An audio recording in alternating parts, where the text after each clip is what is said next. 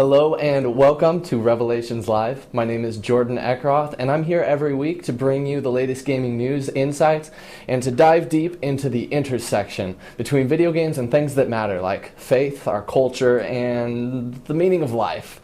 So before we get started with our special guest this week, I just want to bring you some of the latest gaming news you may not have heard about. This past weekend was the MLG Spring Championships in Anaheim, California. Over 20,000 people were there, and millions of people were watching the live streams online. There was excitement, there was heartbreak, and there was a lot of League of Legends. Something that may interest you if you're an MMO player is that the Guild Wars 2 API is being developed and is going to be released for fans to be able to make their own programs based on live data from the game. So you can look out for apps coming to the App Store and Android that really bring the gaming experience for Guild Wars 2 into your life a bit more. If you play the Old Republic, it might excite you to know that you can have an Ewok as a companion very soon for the low price of 1 million credits.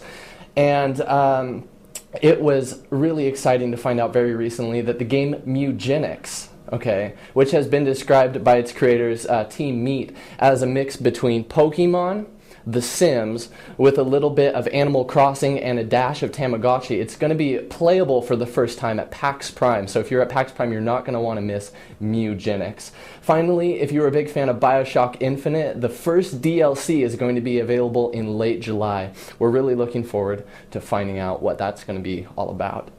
That's going to do it for news today. It is a huge honor for me to introduce our special guest this week. His name is Gabe Patillo, and he is the host of a podcast called Married to the Games. They have kids, wives, and 9-to-5s, but they are still married to the games. If you would join me in welcoming Gabe Patillo. How are you doing today? I'm good, Jordan. Thank you for having me. Oh, it's awesome to have you here. Now, before we get started, could you just tell us maybe a little bit about your podcast? How did it come about? What do you hope to achieve with it? What do you do? Yeah, it's me and two other guys named Tim. And a couple months ago, I guess it's been almost 10 months ago, we were having a conversation. I knew Tim Router for a long time. His wife owns a store, and a girl started working there whose husband plays video games. And so we just kind of all started talking, and I was sharing my E3 experience. I had just come back from E3 last year. And they had already kind of been talking about doing a podcast. I was a huge podcast listener, and they were like, dude, you should host it. And I was like, I know y'all already have this thing going on. And they were like, no, man, you should come be a part of it. And I was like, well, the fit was just too good. All three of us are married. Two of us have kids. And so that's kind of the whole premise for it is trying to still be good dads, good husbands, but loving this video game thing. And so we talk about it every week. Absolutely. Now, have you been a gamer your whole life? Yes. From when I was very, very little, my dad bought me the NES, and from there on, it's been almost every console since. Awesome. Can you maybe tell us then, what are some of the first games that you remember playing that made you fall in love with video games? You know what? The first cartridge I remember owning obviously was the Super Mario Brothers cartridge, and on that it had Duck Hunt and Track and Field, I think it was something like that. We had the power pad, and my dad used to whoop me mercilessly. I guess he figured I wouldn't get strong and better at it if he let me win all the time. So I'm not one of those kind of dads that let me win, so I had to earn my spot at the top. Very nice. Well, obviously, I mean, he instilled a deep passion for the games in you. Yeah. Now, so, I mean, life goes on, though. You don't stay a kid. You grew up and you got married, okay? Right. And yes. Now, how long have you been married? We're going on 6 years in August. Wow. Now, does your wife play games? That's the next question. Does she play games? Does she play by herself or with you? She does. She's a huge Dr. Mario fan. And so she'll get on the Wii and she'll play Dr. Mario till all kind of hours in the night, where she looks at the clock and is mad at herself for how long she's been playing. And she also was a huge Mario Kart lover. So we used to battle back and forth. And it was one of those things where I first got it, I used to destroy her at it. Mm-hmm. And now I got to actually really try to beat her. And it's amazing. Wow. Have there been any, I mean, it sounds like she's had a lot of influence on you in the gaming department. Are there any games that you've ever gotten her to play? Oh, I don't think so. She's not real serious about it. Boom Blocks is probably one that I brought home and she was like, "Oh my gosh, I love this." But everything else, anything on the PS3, Xbox, PC, she's not having it. She's a Nintendo girl. All right, all right. Now, how about your kids then? How many kids do you have? We have one 21-month old. 21-month old. So, is Yes. a boy or girl? A little girl. Her name's Amara. Oh, cute. So, she's probably not playing too many video games just yet. You know, she's not playing video games, but she knows how to run that iPad, and it's scary to watch her do it. Okay. She's so good at it. It's incredible. All right. Now, I mean, as she grows up, let's just imagine this hypothetical situation. And let's say Yeah. she does get really into video games. I'm curious, what sort of games do you see playing with your daughter as she's growing up? You know, I think Nintendo's always a safe place. And I think that's why my wife likes it. It's colorful. They've got so many family-friendly games. So I think automatically, I think Nintendo. I think Mario Kart. And I think those kind of games. And then, you know, obviously the Xbox and the Kinect have really brought families back together as well. So you can't ever rule those out. Absolutely. Now, I'm not a parent myself, but I understand that something that is kind of a big point of contention for many parents, sort of what games your kids are even allowed to play. Sure. And I'm just wondering if I could maybe get some of your thoughts. Do you imagine your philosophy would be more of the anything goes, let's buy the Black Ops 2 for little, for little Amara? Or are you planning on having some sort of rules about what she's allowed to play or not? I think you have to have some kind of grounds for something. I don't think you can have it just be buck all day long. Whatever you want to do, yeah, do it. So I think there's that.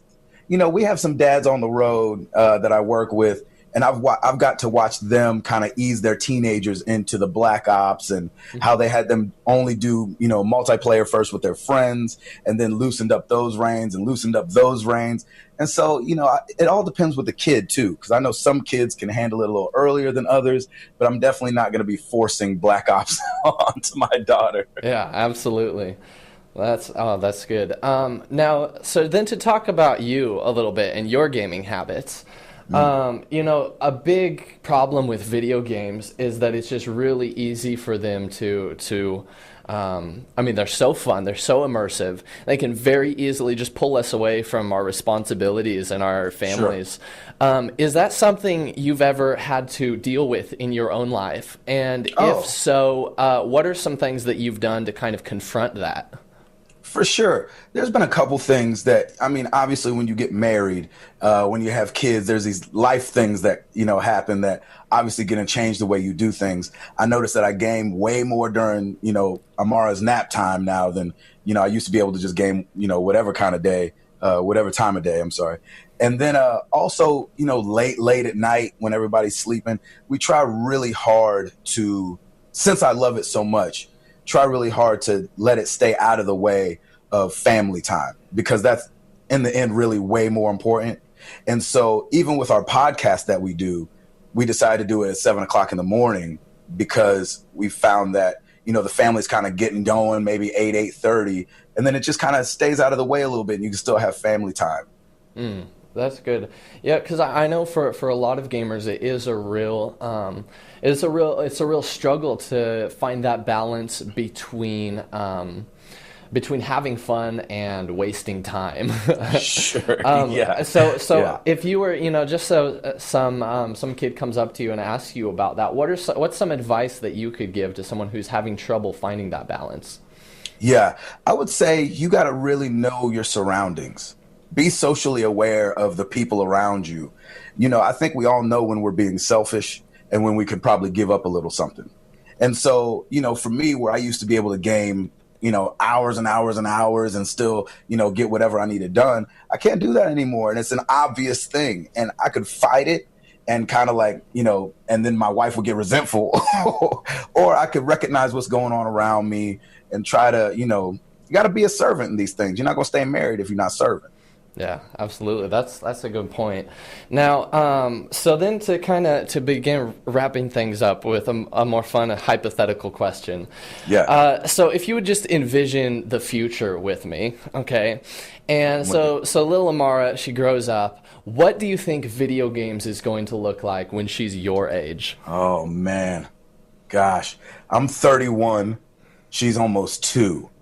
So we're talking what, 29 years from now? This is way out there. Yeah, it's funny because we talk about these peripherals and all these things, the Oculus Rift and the vest that came out and the gun that you're gonna hold. Man, I really think those things are gonna probably start to come to the forefront more and more and more.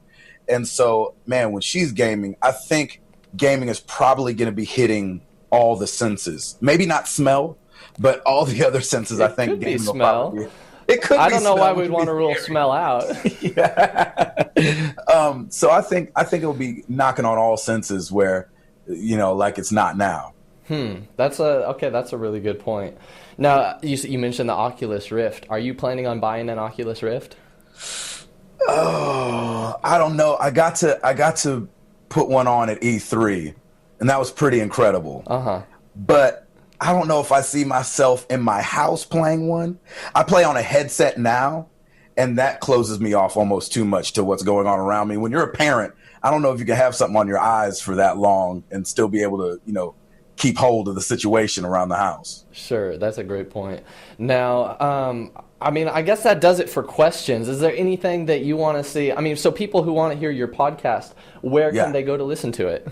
Oh, man, we are trying to be everywhere. We are awful at marketing, but we love gaming and we love talking about it, and that's all we know how to do. So obviously we're on iTunes, we're on Stitcher Radio, we're on Podomatic, we have a YouTube channel. So, hopefully you put Married to the Games into the Google search bar, and probably us and a couple hip hop albums will show up. So you'll know which one's us. All right. Married to the Games. Hey, and this was Gabe Patillo that we've had on with us today. Gabe, thanks so much for joining us. No problem. I had a great time. And like I said, you should check out his podcast. You really should, especially if you are a husband or a parent and you want to hear about some dudes who are just trying to enjoy the games while still having... What's your catchphrase? Can you just say it for me? Kids and wives and 9-to-5s, but we are still married to the games, baby. All right, Gabe, thanks so much for coming on today. No problem. All right, now just some few things that I wanted to say to wrap up. We are planning on having every single week a little bit of question and answer time. So if you have any questions for me, for whoever's going to be our guest in the future, please don't be afraid to write them in. Tweet at us. You can like us on Facebook and comment there. Follow us on Twitter, like I said. And of course, we're here on YouTube making some videos happen, so you can subscribe if you'd like. Also, we're going to be at Anime Expo this week, so if you're there, don't forget to stop by. And thanks so much for watching Revelations Live.